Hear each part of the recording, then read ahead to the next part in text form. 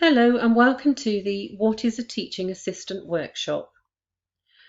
This workshop has been recorded in two parts and you will need to allow approximately 45 minutes to an hour to complete the workshop in its entirety, including completing the activities.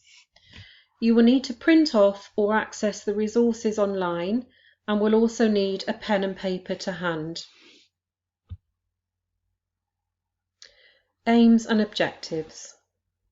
To understand the role of the teaching assistant and the importance of effective communication in building positive relationships, and to have an appreciation of the skills and behaviours required to fulfil this role. Let's now consider what is a teaching assistant. Please pause the video and write down your thoughts. Let's see how your answers compare to mine. The new Teaching Assistant Standard defines the role of a teaching assistant as follows. The primary role of the TA is to support the class teacher to enhance pupils' learning, either in groups or individually, ensuring pupils understand the work set, know their learning objectives and stay on task in order to make progress. TAs promote self-belief, social inclusion and a high self-esteem that plays an integral part to pupils' well-being. TAs ensure pupils thrive in a positive, nurturing, safe environment. It is an active role supporting the learner to access the curriculum. TAs are good role models who act with honesty and integrity, taking part in team meetings and contributing to the planning and class activities. TAs promote fundamental British values through spiritual, moral, social and cultural development, and positive behaviours are crucial in contributing to improved pupil progress and development. Let's now consider, what does a teaching assistant do? Please pause the video and write down your answers. So, a teaching assistant understands how pupils learn and develop. They understand the need to provide feedback to support and facilitate an appropriate level of independence.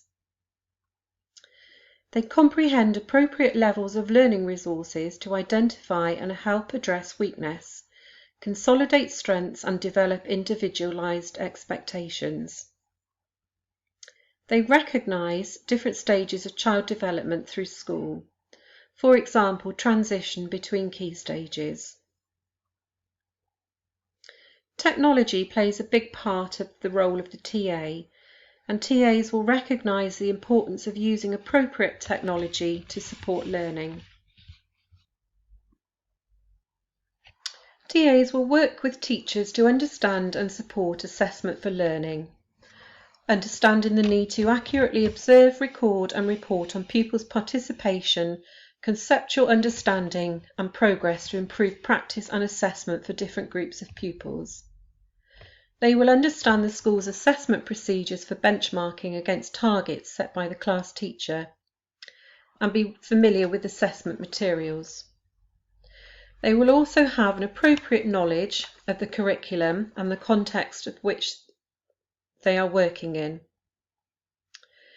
They will also have an awareness of keeping children safe in education, understanding current statutory guidance including Keeping Children Safe in Education Part 1, safeguarding policies and the Prevent strategy. They will also understand the importance of sharing relevant information in a timely manner with the designated safeguarding lead, understand the importance of first aid procedures and recording and reporting of incidents, as well as having a broad knowledge of the school's health and safety policy. TAs will develop strategies for support to encourage pupils to move towards independent learning. They will use appropriately varied vocabulary to ensure pupils' understanding and will embed effective behaviour management strategies using discipline appropriately and fairly in line with the school's policy. They will also deliver interventions in accordance with training given. They will foster and encourage positive, effective, nurturing and safe learning environments, inspiring pupils to take pride in and learn from their individual achievements. They will recognise, adapt and respond to all pupils encompassing SEN and emotional vulnerabilities, for example, the use of Makaton and visual timetables. Communication and teamwork also plays a huge part of the role, and TAs will work closely with teachers to ensure that their own contribution aligns with the teaching. They will ensure regular communication with teachers to provide clarity and consistency of role within lessons. They will deliver and lead small group teaching within clearly defined and planned parameters, using initiative, sensitivity and understanding. They will build appropriate relationships with colleagues, pupils, parents, adults and stakeholders. They will comply with policy and procedures for sharing confidential information and know when and where to seek advice. They will implement current statutory guidance, including the Keeping Children Safe in Education Part 1 document, safeguarding policies and the Prevent strategy. They will undertake safeguarding training every 3 years and will support pupils' well-being whilst embedding the importance of online safety. They will also work with teachers to accurately assess, contributing to a range of assessment processes and use information effectively, for example, keeping written records. They will use specific feedback to help pupils make progress and will apply good subject knowledge to support accurate assessment. We've already touched on technology, but in the role of supporting pupils, a TA will use school computer systems, including specialist software. So this could include intervention programs. They will also use relevant technology competently and effectively to improve learning, whilst ensuring that pupils use technology safely. It is also important to be able to problem solve and be able to motivate pupils by using a range of strategies, including scaffolding and open questioning skills, to enable pupils to access and engage in learning, whilst recognising the difference between pastoral and academic issues and model good behaviour for learning. I'm sure that you've all come up with lots of other different roles as well. For example, you may have things on your list ranging from creating displays to general admin, which might include filing and photocopying, listening to pupils read, playground duty, setting up the learning environment, and I'm sure you've got lots and lots of other ideas as well. The role of a teaching assistant is a very busy and varied role, and no 2 days are ever the same. We should never underestimate our role either, because we play a huge part in supporting learning and do our very best to support the pupils. Within the resources, you will find a document called Teaching Assistant Standard. I'd like you to have a read through and then pause the video and write down 3 column headings. Number 1, communication. Number 2, relationships and teamwork. And number 3, reflection and evaluation. I'd like you then to work through the standards and allocate them to the appropriate column.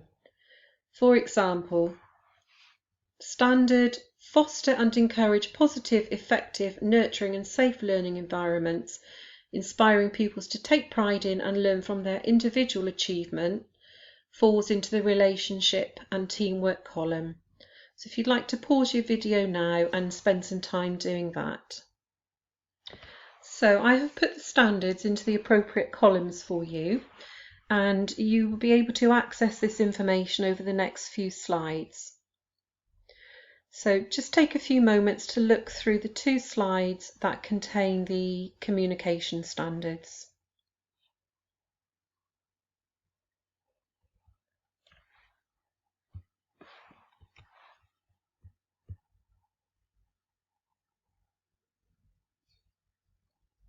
And we'll now move on to the relationships and teamwork slide.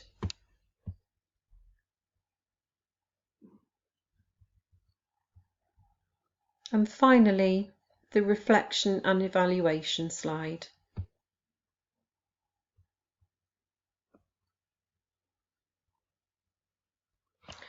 I hope you found that activity useful and that you've now gained a better awareness of where the standards fit. There will be a copy of the presentation available should anybody want it, and if you do, just ask your assessor and they'll happily email you a copy of the presentation. We're now going to work on a team activity, and for this you will need some scrap paper and sellotape. Working as part of a team, the aim of the activity is to build the tallest tower using only the paper and the sellotape. If you are currently homeschooling, you might like to complete the activity with one of your children and then compete against other members of your household. You could even video call a friend and have an online challenge with them. In a moment, I'd like you to pause the video and take around 5 to 7 minutes and see how you get on with building your tower. You can pause the video now.